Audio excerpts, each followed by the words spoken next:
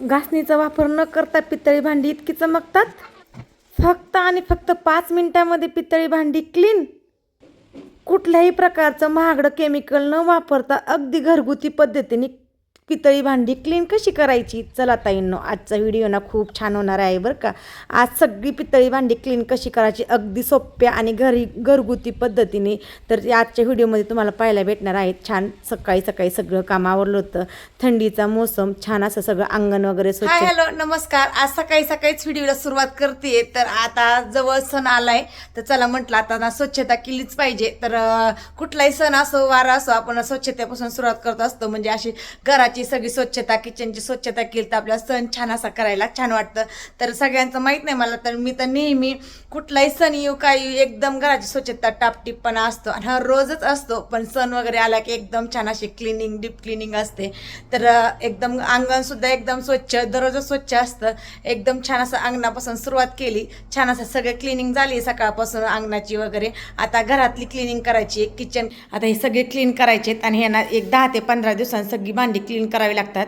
हे फक्त शोसाठी नाही, त्याचा वापर सुद्धा होत असतो. हे डब्बे वगैरे सगळं आता हे छान असं सगळं हे कामं केले सगळं. आता ते सगळं क्लीन करायचं. हे सगळे भांडे वगैरे घासून घ्यायचे. आणि पितळाची भांडी मी कशी घासते काय करते तुम्हाला व्हिडिओमध्ये सांगायलाच. एकदम हात न खराब होता ही अशी पितळाची भांडी एकदम चकाचक घासणीचा वापर न करता मी पितळाची भांडी घासत असते. ही आता सगळी घासून घ्यायचेत. इकडे सगळं किचन कट्ट्यावरती छान असे सगळं भांडे वगैरे घासून नितळाय ठेवलेत. पूर्ण काम आवरले. आता हे भांडे, हे सगळी भांडी घासायची पितळाची. छान असं रॅक वगैरे क्लीन करायचे. आता सगळं काढून ठेवलंय, क्लीन करून घेते. स्वच्छ एकदम घासून पुसून लावून घेते. व्हिडिओ स्किप न करता पूर्ण बघा. छान आजचा व्हिडिओ होणार आहे. काम काढले बघा. आता दुपारचे वाजले 11:30. सकाळपासून तर कामातच आहे. आता हे छान असं सगळं आवरून आता हे सगळं घासून घेते.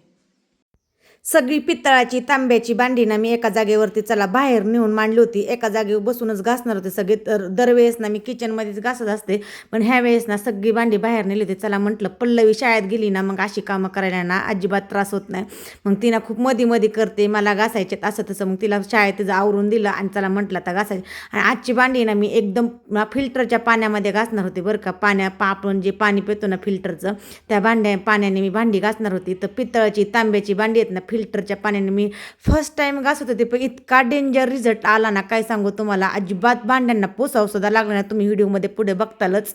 तर पितांबरी घेतली होती, भैया पावडर वगैरे काहीच नाही बरं का. फक्त आणि फक्त पितांबरी घेतली होती. आणि पितांबरी हाताला चोळून फक्त जी भांड्यांवरती ना, म्हणजे पहिलं ना गमेल्यामध्ये पाणी घेऊन ना फिल्टरचं पाणी गमेल्यामध्ये घेतलं होतं. आणि जे सगळ्यात पहिलं ना मी ना तांब्याची भांडी घासत होती. सगळी पाण्यात अशी बुडून आपण पितांबरी हाताला घेऊन चोळली की लगेच निघत होती. दरवेळेस कसं आहे घासणी वगैरे पितळ, आणखीन पितांबरी, लिंबू वगैरे असं पिऊन किती घासा तरी ना अजिबात निघायची नाही.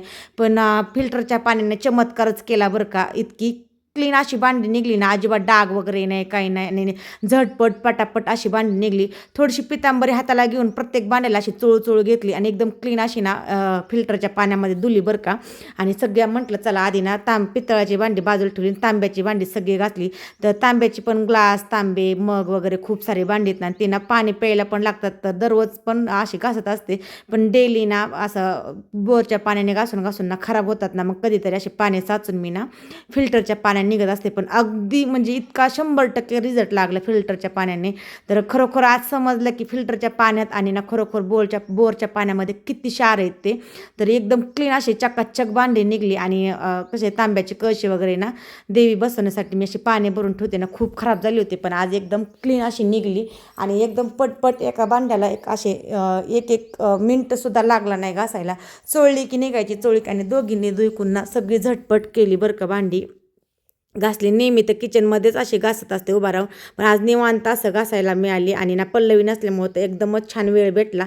आणि अशी भरपूर सारी भांडी पित्ताची, आणि ही सगळी भांडी मी ना वापरते बरं का.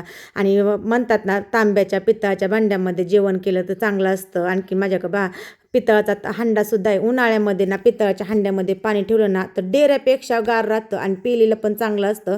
म्हणून मी ना दररोज संध्याकाळी त्यामध्ये भरून ठेवते. अजिबात गरम पाणी लागत ना आपल्या स्टीलच्या हांड्यातल्या पाण्यात आणि ना पितळाच्या हांड्यातल्या पाण्यात ना 90% फरक आहे बरं का. आणि मग असे दररोजचे ग्लास वगैरे डेली कढई उलथानं वगैरे सगळं मी वापरत असते. ग्लास तर हर रोजच बरं का. अशी छान अशी केली आणि तुम्ही पण असे ना लिंबाने वगैरे मिठाने घासले ना घासताना क्लीन होतात आणि थोड्या वेळाने एकदम डाग वगैरे असे ना किती पुसलं तरी अजिबात निघत नाही. आणि घासणीचा सुद्धा अजिबात वापर करत नाही. घासणीने किती पण दाबून घासा तरी पण निघत नाही. फक्त हातावरती वल्ला हात करून पितांबरी चिटकवायची आणि ते ना भांड्यावरती चोळायची. एकदम चकाचक भांडे निघतात आणि ना फिल्टरच्या पाण्यामध्ये धुवायचे. एकदम क्लीन असे निघतात. समय वगैरे एकदम तेलकट मेलकट झालेले असते. दरवेळेस मी काय करायचे गरम पाण्यामध्ये लिंबू पिळायचं, नमक टाकायचं, मग त्यामध्ये पितांबरी टाकायची, त्याला छान भिजू द्यायचं, मग ते क्लीन करायचं. असं खूप कुटाणा करायचे. पण ह्यावेळेस ना फिल्टरचं पाणी घेतल्यामुळे एकदम चकाचक भांडे निघले आणि वेळसुद्धा खूप वाचला. समईला वगैरे ना असं ना जे आपण वात लावतो तिथे ना एकदम तेलकट म्हणजे अजिबातच निघत नाही काही केल्याने. तर एकदा दोनदा तर ना मी मुरमानेच घासलेले. पण हा प्रयोग ना मला खूप छान वाटला. फिल्टरचं पाणी आणि कोरडी पितांबरी.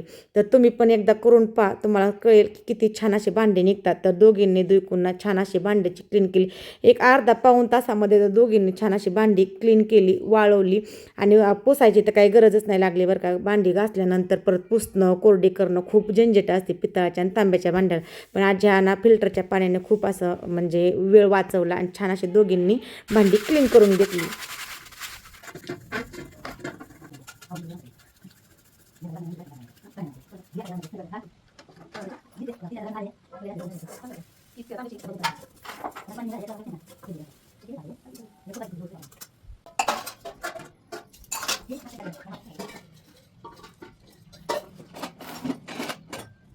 सगळी भांडी जशी घासल तशी ना एका बाजूला सगळी पालथी घालून घेतली. काय तांब्याची भांडी घासली, पितळाची भांडी घासली, अशी दोघींनी मिळून सगळी भांडी चकाचक केली.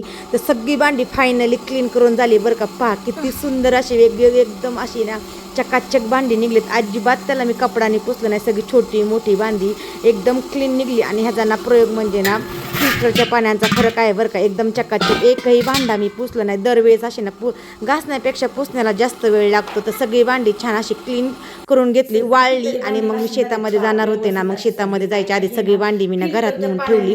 चला म्हटलं सगळी कोरडी झाली होती, उलटी पालती करून सगळी ना कोरडी करून घेतली. सगळी भांडी मी ना डायनिंग टेबलवरती नेऊन ठेवली. आणि मग शेतामधलं काम करून आल्यानंतर सगळं सेटअप करणार होते. सगळी भांडी क्लीन करून मग शेतातलं काम करून आल्यानंतर म्हटलं चला तोपर्यंत मग ना छान अशी ना अजून सुकतील. फॅन वगैरे लावून ठेवला होता. शेतात जाण्याचा पोशाख घातला होता. आता शेतात जाऊन मग शेतातलं काम करून आल्यानंतर मग बाकी सगळी कामं करणार होते. असं चालू असतं शेतातली घरची कामं. असे 2 in 1 तर छान असतं बघा. सेटअप केला होता अशी व्यवस्थित इतकी छान मांडणी दिसत होती ना. असं घासल्यानंतर ना मला त्या मांडणीकडे पाहावंसं वाटतं बरं का. आणि एकदम छान दिसतं. आणि मी बघा टिंपा वगैरे अशा ना मी भांड्याने भरून ठेवलेले असतात. आणि त्यावरती धूळ बसू नये, खराब होऊ नये म्हणून असे कवर शिवलेत मी स्वतःच घरीच. असं नाही की विकतच आणायला पाहिजे. मी घरीच असं छान असा प्रयोग करत असते. शिवून त्याला छान असे वरती फुलं तयार केलेत आणि मग व्यवस्थित दिसतात. आणि पहा किती छान दिसतात. तुम्हाला कशी वाटली माझी पितळाच्या भांड्याची रॅक कमेंट करून नक्की सांगा. आणि व्हिडिओ आवडला असेल तर नक्की आणि नक्की चॅनलला लाईक शेअर आणि कमेंट करा आणि सबस्क्राईब करायला अजिबात विसरू नका. भेटूया एका नवीन व्हिडिओमध्ये. तोपर्यंत बाय. Subscribe now.